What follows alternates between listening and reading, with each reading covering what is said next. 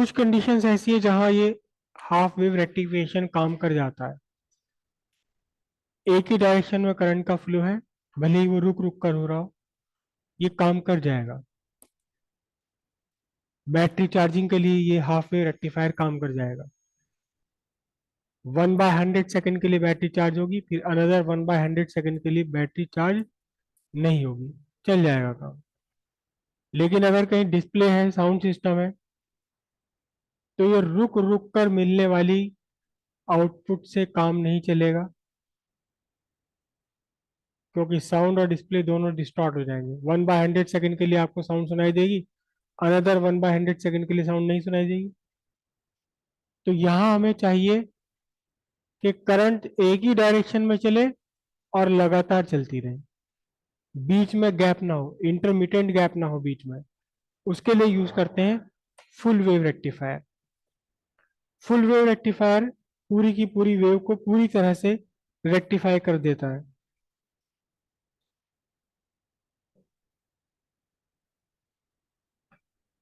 Full wave rectifier के लिए एक स्पेशल टाइप का ट्रांसफार्मर यूज करना होता है, जिसमें कि आउटपुट दो आउटपुट वाइंडिंग्स होती हैं, भले ही वो स्टेप डाउन है या स्टेप अप है। फिलहाल हम स्टेप डाउन ट्रांसफार्मर बना रहे हैं। ये एसी का सिंबल, एसी मेंस पर आपने कितना क्या लगाया, equals E not sine omega T. और यहाँ अब आपके आउटपुट पर दो वाइंडिंग है, दोनों में से दो वाइंडिंग पे एक कॉमन सिरा आपने ले लिया। इसे बोलते हैं centre tapped winding. Centre tapped winding, centre में से एक जोड़ बाहर निकाल लिया आपने। मैंने गलत बना दिया, ध्यान रखना, एक दो तीन छल्ले बनाए तो यहाँ भी तीन ही बनेंगे, वरना वो आउटपुट वोल्टेज चेंज हो जाएंगे। पहली वाइंडिंग पर आपने एक डायोड लगाया, इस डायोड का नाम लिख रहे हैं D1। दूसरी वाइंडिंग पर भी आपने एक डायोड लगा दिया, इसका इसको लिख रहे हैं D2। D1 और D2 के एन टाइप टर्मिनल्स को आपने जोड़ दिया एक साथ, एन टाइप टर्मिनल्स को जोड़ दिया। और अब सेंटर टेप और जो एन टाइप टर्मिनल है आपका जुड़ा हुआ, इन दोनों के सिरों पर आपने एक लगाया लोड रेजिस्टेंस, और इस लोड रेजिस्टेंस के अक्रॉस ही आपको क्या मिलेगा, आउटपुट।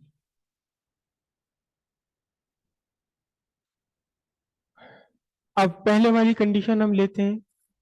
क्या कंडीशन, कि आपका जो P1 है ये नेगेटिव है और P2 साइड आपकी पॉजिटिव है। तो फिर यहाँ आपके इस वाइंडिंग में, सेकेंडरी वाइंडिंग पर, सेकेंडरी कॉइल पर अपोजिट, ये बना पॉजिटिव, ये बना नेगेटिव। नाम डाल देते हैं इसका, ये P1 है और यहाँ P2। इधर S1, ये S2, और बीच वाले सेंटर टैप को मैं लिख लेता हूँ S। ठीक है। कंडीशन देखिए आप, कि D1 का P टाइप पॉजिटिव से जुड़ा हुआ है। अगर S1 पॉजिटिव और S2 नेगेटिव है, तो इसके ठीक बीचों बीच का सिरा, ठीक बीचों बीच का पॉइंट कैसा होगा, 0 वोल्ट पर होगा। अगर S1 पॉजिटिव और S2 इक्वल नेगेटिव है, ये +5 वोल्ट है, ये -5 वोल्ट है, तो यहाँ बीचों बीच कितने वोल्ट होंगे, 0 वोल्ट। तो अब आप ध्यान से देखिए कि D1 का P टाइप हायर वोल्टेज पर है और D2 का N टाइप लोअर वोल्टेज पर है। तो फिर इस कंडीशन में क्या बना, इस कंडीशन में आपका D1 is in what, forward bias. D1 forward bias में, इसी इंस्टेंट पर आप D2 का देखें तो D2 का P टाइप जुड़ा हुआ है निगेटिव पोटेंशियल पर और N टाइप जुड़ा हुआ है जीरो पोटेंशियल पर। मतलब P type at lower potential है और N type at higher potential है, तो कंडीशन कौन सी बनी है? कंडीशन बनी रिवर्स बायस की। D2 is in reverse bias, D2 reverse bias में आ गया। अब D1 इलेक्ट्रिसिटी कंडक्ट करेगा और D2 इलेक्ट्रिसिटी कंडक्ट नहीं करेगा। D1 क्या बन गया आपका? D1 हो गया कंडक्टिंग और D2 कैसा हो गया? Non conducting.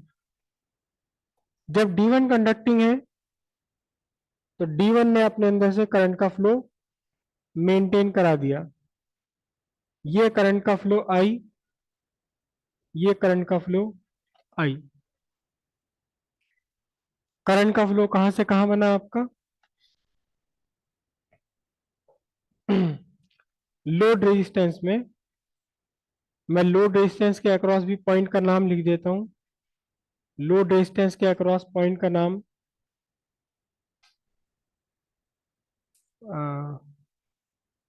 O1 O2 लिख देता हूं। O1 O2। Current through load resistance is from O1 to O2। ठीक है।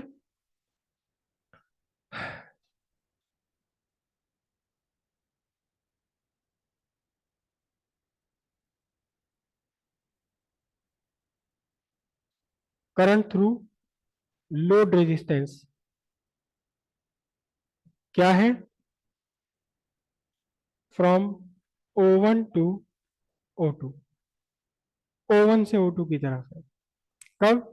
जब पॉजिटिव हाफ आया आपके सेकेंडरी पर।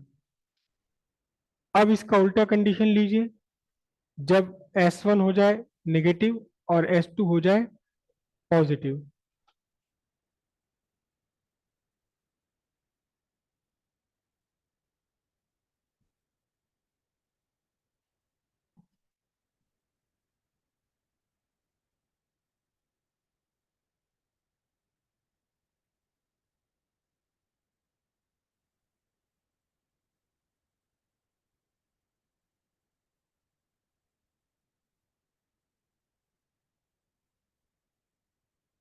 डायोड D1 और यहां डायोड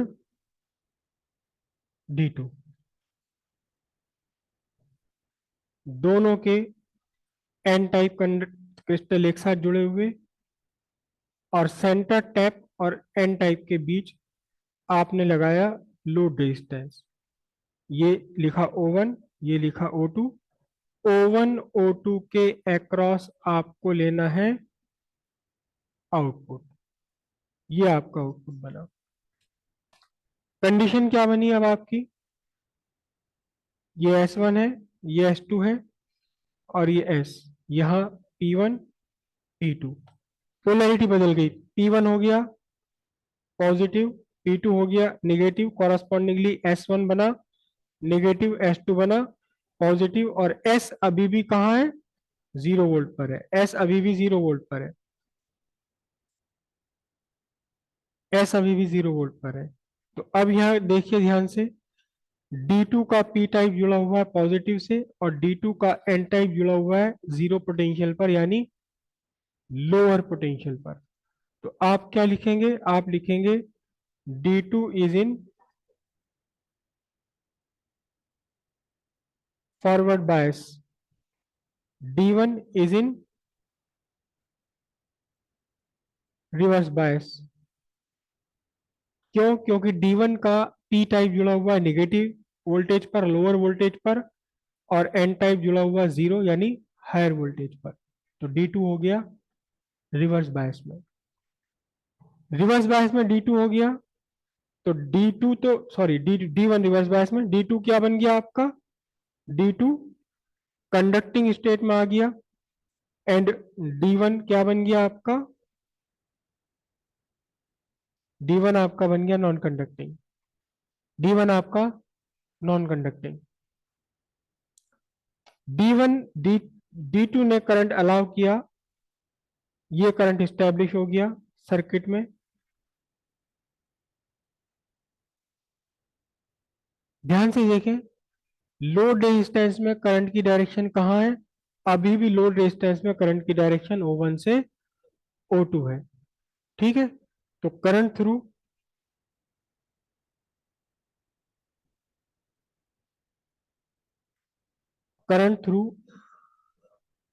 लोड रेजिस्टेंस कितना है? From O1 to O2। इसका मतलब यह है कि पीछे से पोलैरिटी कुछ भी हो, आपको करंट की डायरेक्शन सेम मिल रही है लोड रेजिस्टेंस में। यानी हमेशा ही O1 बना रहेगा हायर पोटेंशियल पर और O2 लगा बना रहेगा लोअर पोटेंशियल पर, आपको आउटपुट मिले। पॉजिटिव हाफ के लिए तो मिली ही आपको आउटपुट, लेकिन नेगेटिव हाफ के लिए भी सेम डायरेक्शन में आपको आउटपुट मिल रही है। इस तरह से ये इस इन दोनों डायोड ने मिलकर वेव को, पूरी की पूरी वेव को रेक्टिफाई कर दिया। और इसीलिए इसका नाम हम कहेंगे क्या? इसका नाम है फुल वेव रेक्टिफायर। तो डायग्राम इसके लिए भी वही बनाना होगा, वही आपको बनाना है diagram.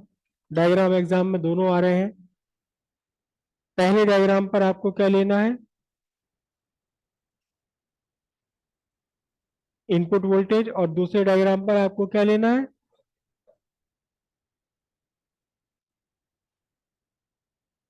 Output voltage. Okay, x axis पर वही टाइम लेना है।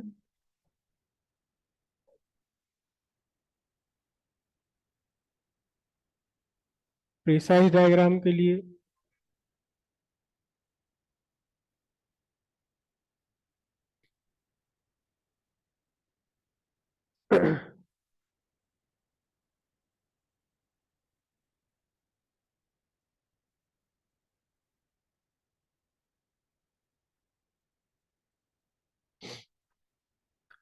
और बहुत अच्छा हो कि अगर आप यहाँ ये डॉटेड लाइंस ड्रॉ कर लें।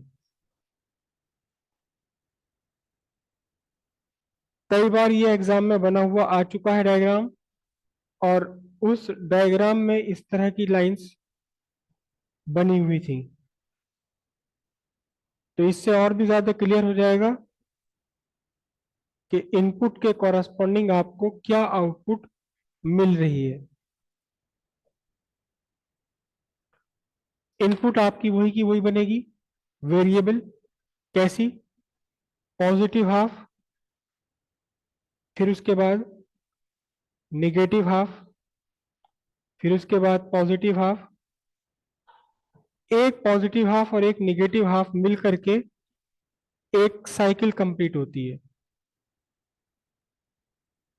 और आपको तीन चार वेव तो दिखानी ही पड़ेंगी। डायग्राम में आपको तीन चार वेव तो दिखानी ही पड़ेगी। यह आपका इनपुट वेरिएशन होगा, इनपुट वोल्टेज का वेरिएशन। जब आपका पॉजिटिव हाफ आया तो भी आपको पॉजिटिव आउटपुट मिली।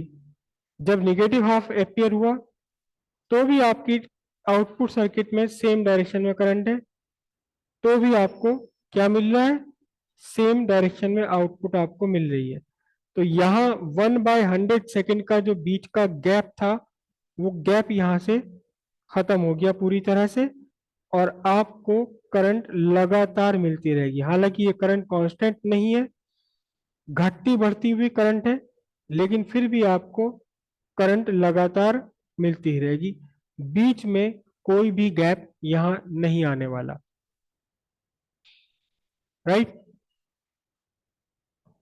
एक इनपुट वोल्टेज हो गया, एक आउटपुट हो गया। क्योंकि पूरी की पूरी वेव को इसने कंप्लीटली रेक्टिफायर कर दिया, तो हम इसे क्या बोलते हैं? Full wave rectifier.